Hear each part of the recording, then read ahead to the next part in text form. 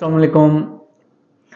अक्सर जो लोगों का ये कंसेप्ट है, ये ख्याल होता है कि माँ के दूध में कमी है।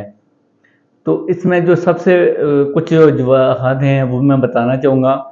पहले नंबर पे जो मैंने आपको पहली बार बताई कि यूं ही बच्चे की पैदाइश होती है उसको डिले ना करें, फ़ौरन ही ब्रेस्ट फीडिंग स्टार्ट करा दें।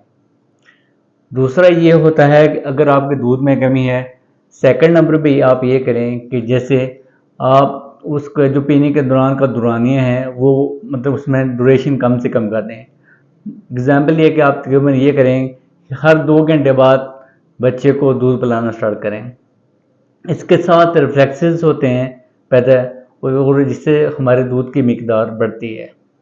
आप इस चीज़ का इंतज़ार ना करें कि 2 दिन के बाद जब माँ अपना जिस नहलाएगी अपने आप को, उसके बाद आप ब्रेस्ट फीडिंग स्टार्ट करेंगे। इस वजह से क्या नाम है बच्चे में दूध की कमी का शिकार हो जाते हैं। इसके अलावा तीसरे नंबर पे माँ को ये चाहिए कि पानी का ज़्यादा से ज़्यादा इस्तेमाल करें। फोर्थ नंबर पे ये है कि इसमें फ्रूट्स जो होते हैं ये भी माँ के दूध की मिकदार बढ़ाने में अहम किरदार अदा करते हैं। इसके अलावा जो हमारा एग है, अंडा है, उसमें भी माँ के दूध बढ़ाने में काफ़ी हद तक चीज़ें मौजूद हैं।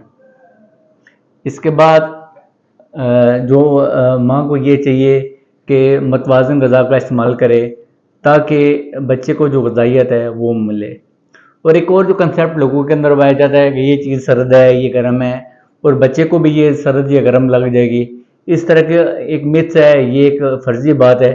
इसका कोई भी हकीकत के साथ तल्क नहीं है कि सर्दी गर्मी है, जो भी है वो खुराक माँ खाए और बच्चे को अपनी ब्रेस्ट फीडिंग कराए। इसके अलावा ये कहते हैं कि सौंफ है, खजूर है, इसका भी कुछ रोल है कि बच्चों के जो माँ है उसके दूध की मिकदार बढ़ने में अहम किरदार अदा करते हैं।